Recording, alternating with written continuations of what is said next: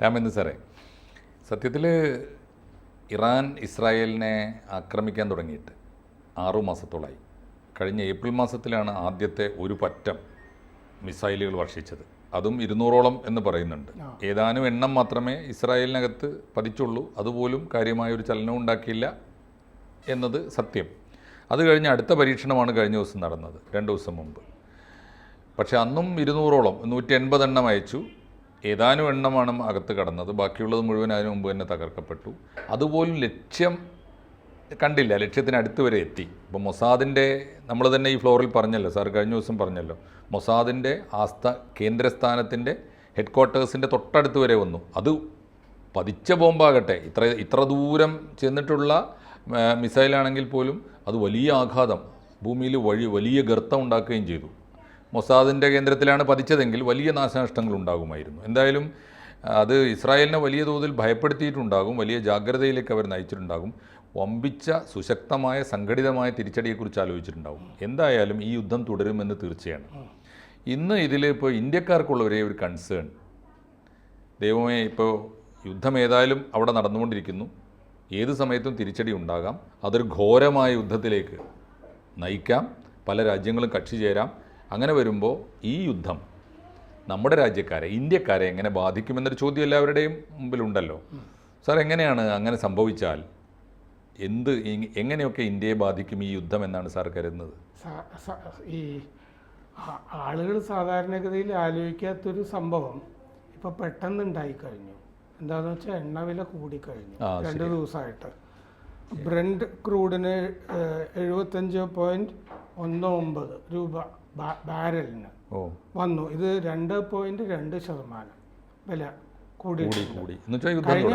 കഴിഞ്ഞ ഒരു ദിവസം ഇങ്ങനെ അവധിയായിരുന്നത് കൊണ്ട് കുഴപ്പമില്ലാതെയൊക്കെ കഴിഞ്ഞു. പക്ഷെ ഇന്നു മുതൽ ഇത് ഇങ്ങനെ കൂടിക്കൊണ്ടിരിക്കുക. നമുക്ക് കഴിഞ്ഞ മാർച്ച് മുതൽ മാറിയിട്ടില്ല ഇവിടെ എണ്ണവില.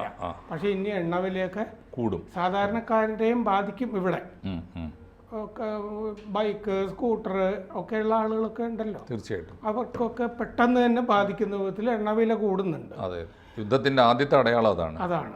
അത് വന്നു കഴിഞ്ഞു. ഇനി എന്താന്ന് വെച്ച് കഴിഞ്ഞാൽ ഇറാന്റെ റിഫൈനറികൾ ലക്ഷ്യമിടും എന്നൊരു സംശയമുണ്ട് ഇസ്രയേല്. ഇറാന്റെ ആണവ നിലയങ്ങൾ, ഈ ഊർജ പ്ലാന്റുകൾ, റിഫൈനറികൾ, ഇതൊക്കെ തകർക്കും എന്നുള്ളൊരു സംശയം നിൽക്കുന്നുണ്ട്. ആണവ നിലയത്തിലൊന്നും കയറി പിടിക്കരുതെന്ന് ബൈഡൻ പറഞ്ഞിട്ടുണ്ട്. കാരണം പ്രൊപ്പോർഷനേറ്റ് ആയിരിക്കണം എന്നാണ് ബൈഡൻ പറഞ്ഞിരിക്കുന്നത്. നിങ്ങൾക്ക് എങ്ങനെയാണോ കിട്ടിയിരിക്കുന്നത് അത് കൊടുക്കാവൂ എന്നുള്ള പ്രയോഗം നടത്തിയിട്ടുണ്ട്. അപ്പോൾ അങ്ങനെയൊന്നും ആകണമെന്നില്ല. റിഫൈനറികൾ തകർക്കുന്നുള്ള ഒരു ഭീഷണി വല്ലാതെ വന്നിരിക്കുന്നതാണ് ഇന്ത്യയെ സംബന്ധിച്ച് വലിയൊരു ഉത്കണ്ഠ. അത്തരം എത്തിക്സ് ഒക്കെ ഇപ്പോഴും കേട്ടുകൊണ്ടിരിക്കുന്ന ഒരു അവസ്ഥയിലല്ലല്ലോ ഒരിക്കലും. ആ അവസ്ഥയൊക്കെ വിട്ടില്ലേ? പിന്നെ അമേരിക്ക പറയുന്നൊന്നും അവരുടെ ലക്ഷ്യങ്ങൾക്ക് വേണ്ടി ലക്ഷ്യങ്ങളെ ബാധിക്കുന്നതാണെങ്കിൽ അവരുടെ അടുത്ത് കളയുള്ളൂ. അതൊന്നും ചെയ്യില്ല. അപ്പോൾ ഈ ചെറിയ യുദ്ധം 6 ദിവസം 7 ദിവസം പോലത്തെ സംഭവം നേരത്തെയൊക്കെ നടന്ന പോലെ 6 days വാറൊക്കെ ആണെങ്കിൽ ഇത് വലിയ കുഴപ്പമുണ്ടാവില്ല ഇന്ത്യക്ക്.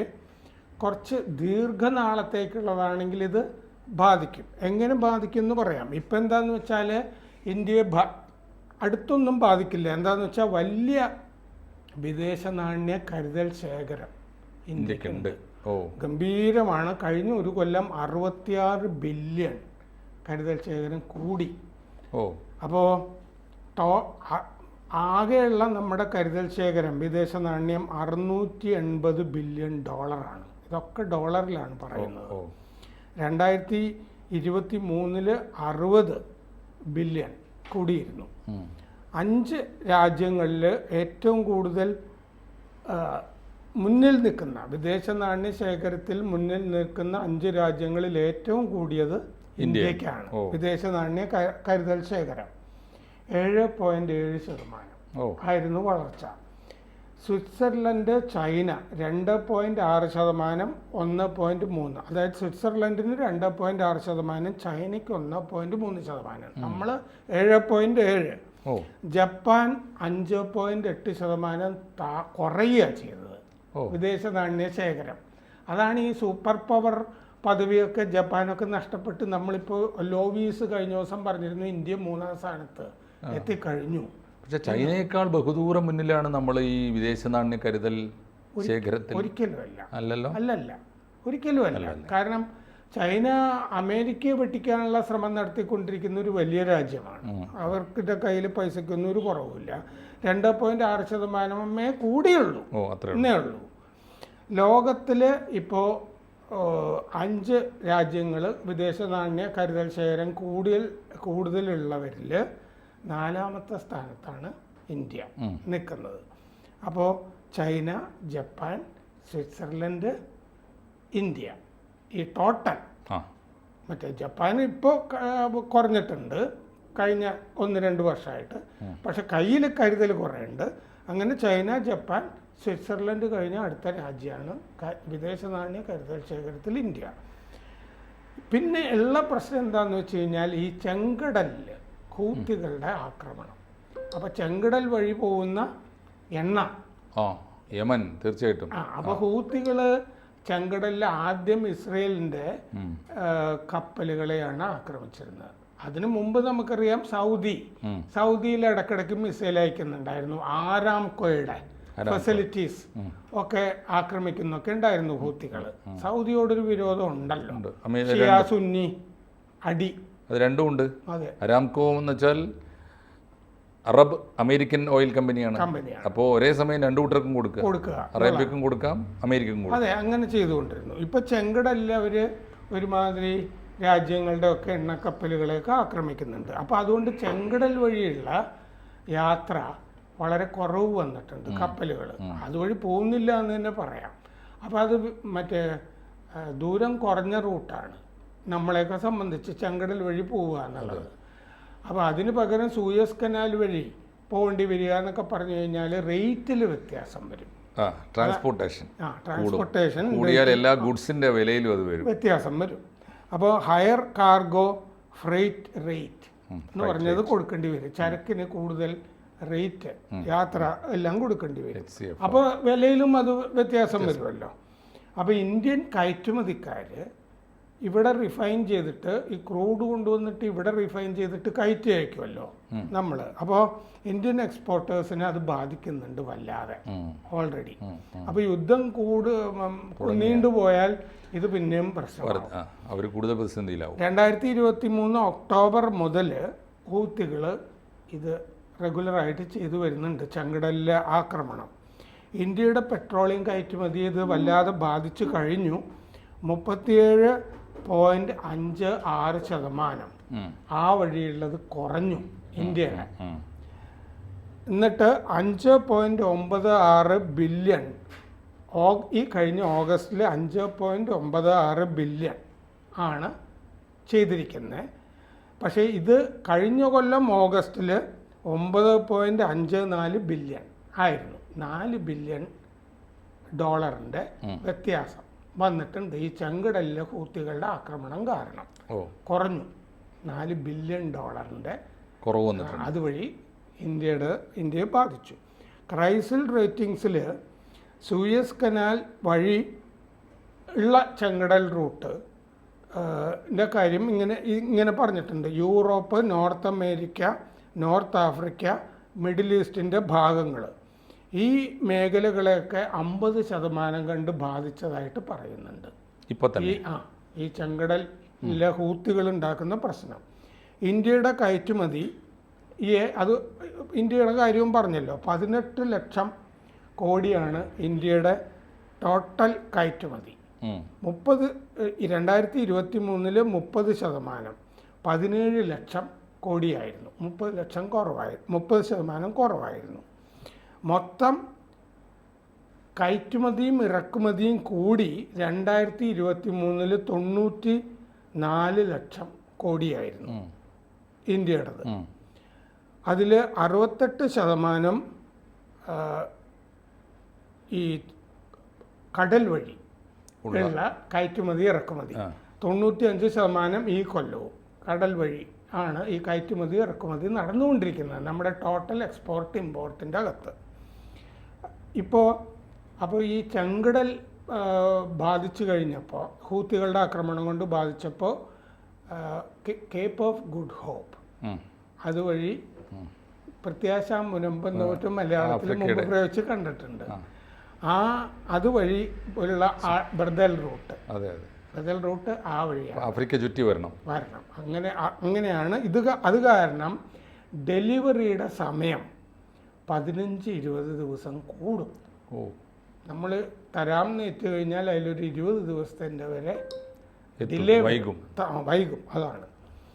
അപ്പോൾ ട്രാൻസിറ്റിൽ ഉള്ള ട്രാൻസിറ്റ് കോസ്റ്റ് കൂടിയിട്ടുണ്ട്. ഈ freight rate, insurance premium, insure ചെയ്യുമല്ലോ, ആ ഇൻഷുറൻസ് പ്രീമിയവും ഒക്കെ കൂടിയിട്ടുണ്ട്. ഗതാഗത ചെലവ് ഇതൊക്കെ കൂടിയിട്ടുണ്ട്. അപ്പോൾ മിഡിൽ ഈസ്റ്റുമായി ഇന്ത്യൻ കച്ചവടം ഉഷാറായിട്ട് നടക്കുന്നുണ്ട്. ഇത് വലിയ ബാധിക്കുന്നില്ലല്ലോ. Middle East countries, Saudi, UAE, Kuwait, Qatar, ഇതൊക്കെ ആയിട്ട് കച്ചവടം വരെ ബാധിക്കില്ല. അവിടുന്ന് അങ്ങോട്ട് പോയാലാണ് പ്രശ്നം. അതെ, ആ കച്ചവടം ഉഷാറായിട്ട് നടക്കുന്നുണ്ട്. നമ്മൾ ഇറാനിൽ നിന്നും എണ്ണ മേടിച്ചുകൊണ്ടിരുന്നതാണ്. അതുകൊണ്ടാണ് ഈ പറയുന്നത്. റഷ്യയിൽ നിന്നാണ് കൂടുതലെങ്കിലും. GCC രാജ്യങ്ങളുമായി 2023 കച്ചവടം നടന്നത് $162 ബില്യൺ. വലിയ കച്ചവടമാണ് ചെയ്തിരിക്കുന്നത്. ഇന്ത്യയുടെ ഊർജം, പ്രതിരോധം, സുരക്ഷ, ആരോഗ്യ രംഗങ്ങളിലുമൊക്കെ GCCയുമായിട്ട് 15%, ടോട്ടലിൻ്റെ 15% വരുന്നത് GCCയുമായിട്ടുള്ള കച്ചവടത്തിലാണ്. ഈ ചെങ്കടൽ പ്രശ്നം കാരണം സൂയസ് കനാൽ വഴിയുള്ള കച്ചവടത്തിൽ 50% ഇടിവ് വന്നിട്ടുണ്ട്. ഇസ്രയേലിൽ ഇന്ത്യക്കാരുടെ എണ്ണം 97,467 പേരുണ്ട്. ഇന്ത്യക്കാർ 18,000 പേര് കെയർ ഗിവേഴ്സാണ്. എന്ന് പറഞ്ഞാൽ ഈ ആയമാരെയൊക്കെ പോലത്തെ ആളുകളാണ് 18,000 പേര്. പിന്നെ കൃഷി ജോലികളിൽ ഏർപ്പെട്ടിരിക്കുകയാണ് കുറേ പേര് ഇന്ത്യക്കാർ ജോലിക്ക് എടുത്തിട്ട് പാർപ്പിച്ചിരിക്കുന്നതൊക്കെ ഈ ഗാസ, വെസ്റ്റ് ബാങ്ക്, ആ പ്രദേശത്താണ് കൊണ്ടുപോയി സെറ്റിൽ ചെയ്തിരിക്കുന്നത്. 1,500 പേര് നിർമ്മാണ മേഖലയിലേക്ക് റിക്രൂട്ട് ചെയ്തിട്ടുണ്ട്.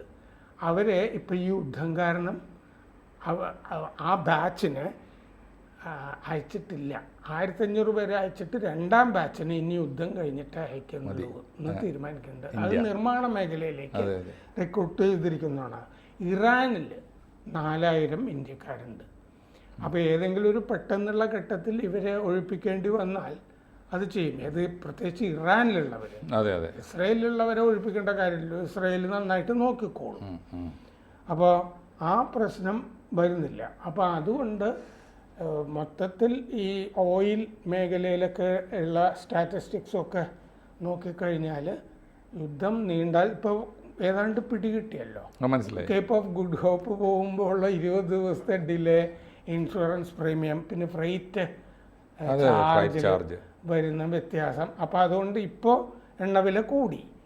ആ ഒരു അവസ്ഥ വരുമ്പോൾ കുറേയും കൂടി പ്രശ്നം വരും. നമ്മളാണെങ്കിൽ ഈ ഉക്രൈൻ യുദ്ധം തുടങ്ങിക്കഴിഞ്ഞപ്പോൾ നമുക്ക് ചീപ്പായിട്ട് റഷ്യയിൽ നിന്ന് എണ്ണ കിട്ടിയിട്ട് മുമ്പത്തേക്കാൾ ആ ഒരു ഡിഫറൻസ് നമ്മൾ ശരിക്കും ഇവിടെ ഇൻഫ്രാസ്ട്രക്ചർ മേഖലയിൽ ഇന്ത്യ ഉപയോഗിക്കുന്നുണ്ട്. അതാണ് കേന്ദ്രം ഈ എക്സൈസ് ഡ്യൂട്ടിയൊക്കെ കുറയ്ക്കാതിരിക്കുന്നതിൻ്റെ കാര്യം. കാരണം ഇത് വേറെ മേഖലകളിൽ ഉപയോഗിക്കാമല്ലോ. ആ ഡിഫറൻസ് ഇപ്പോൾ റഷ്യയിൽ നിന്ന് കിട്ടുന്നത് വളരെ ചീപ്പാണ്. ചൈനയും ധാരാളം വാങ്ങുന്നുണ്ട്. ചൈനയാണ് ലോകത്തിലെ ഏറ്റവും കൂടുതൽ പെട്രോളിയം ഉൽപ്പന്നങ്ങൾ ഇറക്കുമതി ചെയ്യുന്ന രാജ്യം. ഇന്ത്യ അത് കഴിഞ്ഞിട്ടേ വരുന്നുള്ളൂ. പക്ഷേ ഇന്ത്യയും ധാരാളം ഇതിൽ ചെയ്യുന്നുണ്ട്. അപ്പോൾ ഈ പിന്നെ മാഷിനറിയാമല്ലോ, ഈ എണ്ണ, അതായത് നമ്മുടെ പെട്രോള്, എണ്ണ, ഈ മേഖലയെ പെട്രോളിയം ഉൽപ്പന്നങ്ങൾ ഈ മേഖലയെ ബാധിച്ചു കഴിഞ്ഞാൽ പിന്നെ അത് നമ്മുടെ ദൈനംദിന ബജറ്റിനെ ബാധിക്കുമല്ലോ. കാരണം ട്രക്കുകളിലല്ലേ സാധനങ്ങളൊക്കെ വരുന്നത്. നമുക്ക് പച്ചക്കറി വരണമെന്നുണ്ടെങ്കിലൊക്കെ അങ്ങനെയാണല്ലോ വന്നുകൊണ്ടിരിക്കുന്നത്. ചരക്കുകൾ മുഴുവൻ വരുന്നത് എല്ലാം ട്രക്കുകളിലാണ്, പെട്രോളിലാണ്, ഡീസലിലുമൊക്കെയാണ് ഓടുന്നത്. അപ്പോൾ അതുകൊണ്ട് ആണ് ഈ യുദ്ധം നീണ്ടുപോയാൽ അത് സാധാരണക്കാരൻ്റെ കൂടി ബജറ്റിനെ ബാധിക്കും എന്ന് പറയാൻ കാരണം. ചെറിയ കാലമാണെങ്കിൽ നമ്മുടെ കയ്യിൽ വിദേശ നാണ്യ കരുതൽ ശേഖരമൊക്കെ വളരെ ഭദ്രമാണ്. ലോകത്തിൽ തന്നെ 4ാമത്തെ രാജ്യമാണ് ഏറ്റവും കൂടുതൽ വിദേശ നാണ്യ കരുതൽ ശേഖരമുള്ളത്. അപ്പോൾ നമ്മുടെ സാമ്പത്തിക അവസ്ഥ വളരെ ഭദ്രമാണ്. തീർച്ചയായിട്ടും മറ്റ് പ്രശ്നങ്ങളാണ് വരിക. തീർച്ചയായിട്ടും. അപ്പോൾ ഈ യുദ്ധത്തെക്കുറിച്ചുള്ള ഈ യുദ്ധം ഇന്ത്യയെ എങ്ങനെ ബാധിക്കും എന്ന ആലോചന തീർച്ചയായിട്ടും എല്ലാ ഇന്ത്യൻ മനസ്സിലുള്ള ആലോചനയാണ്. അതിന് പ്രാഥമികമായൊരു ഉത്തരവാണ് ഇപ്പോൾ രാമൻ സാർ പറഞ്ഞിരിക്കുന്നത്. ഒന്ന്, താൽക്കാലികമായി അത് ആശ്വാസകരവും ദീർഘകാലാടിസ്ഥാനത്തിൽ ആശങ്കാജനകവുമാണ് യുദ്ധം. കാരണം എന്താണെന്ന് വെച്ചാൽ നമ്മൾ വേറെ പല സ്ഥലങ്ങളിൽ നിന്ന് റഷ്യയിൽ നിന്ന് മാത്രമല്ലല്ലോ വാങ്ങുന്നത്. നമ്മൾ ഈ പറഞ്ഞ ഗൾഫ് രാജ്യങ്ങളിൽ നിന്ന്, ഇറാനിൽ നിന്ന്, ചിലപ്പോൾ ഇറാനിൽ നിന്നുള്ള വരവ് നിലയ്ക്കാം. അതെ. കാരണം അവിടുത്തെ ഈ ഓയിൽ റിഗുകളെ ആക്രമിക്കാൻ സാധ്യതയുണ്ടെന്നാണ് റിപ്പോർട്ടുകളിൽ കാണുന്നത്. അങ്ങനെ ഇസ്രായേൽ ആലോചിക്കുന്നുണ്ട്. അപ്പോൾ അവിടുന്ന് നമുക്ക് പിന്നെ തീർച്ചയായിട്ടും ഏതായാലും ഒരു കൊടിയ യുദ്ധം ഇന്ത്യ ലോകം കാത്തിരിക്കുന്നൊരു സമയത്ത്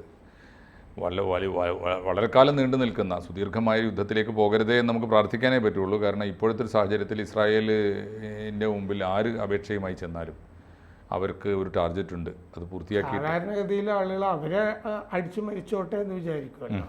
അങ്ങനെയല്ല ഇപ്പോഴത്തെ. തീർച്ചയായിട്ടും ഇത് വലിയ ലോകവ്യാപകമായ പ്രത്യാഘാതം ഉണ്ടാക്കും. പ്രത്യേകിച്ച് ഇന്ത്യൻ എക്കോണമിയെ, ഇന്ത്യൻ സമ്പദ്ഘടനയെ അത് കാര്യമായി ബാധിക്കും ദീർഘകാലാടിസ്ഥാനത്തിലെങ്കിലും. അതുകൊണ്ട് യുദ്ധം നമുക്കും ജാഗ്രതയോടെ കാത്തിരിക്കേണ്ട ഒന്നാണ് എന്ന ഈ നിരീക്ഷണം നമ്മുടെ പ്രേക്ഷകരോട് പങ്കുവെക്കാം. തൽക്കാലം ബാക്കി കാര്യങ്ങൾ ഇനിയും നമ്മൾ ആവർത്തിച്ച് യുദ്ധത്തെ നിരീക്ഷിച്ചുകൊണ്ടിരിക്കും, പറഞ്ഞുകൊണ്ടിരിക്കും. നന്ദി സർ. കൂടുതൽ വാർത്തകളും വിശേഷങ്ങളും നിങ്ങളിലേക്ക് എത്താൻ ABC മലയാളം സബ്സ്ക്രൈബ് ചെയ്യുക, ബെൽ ബട്ടണും അമർത്തുക.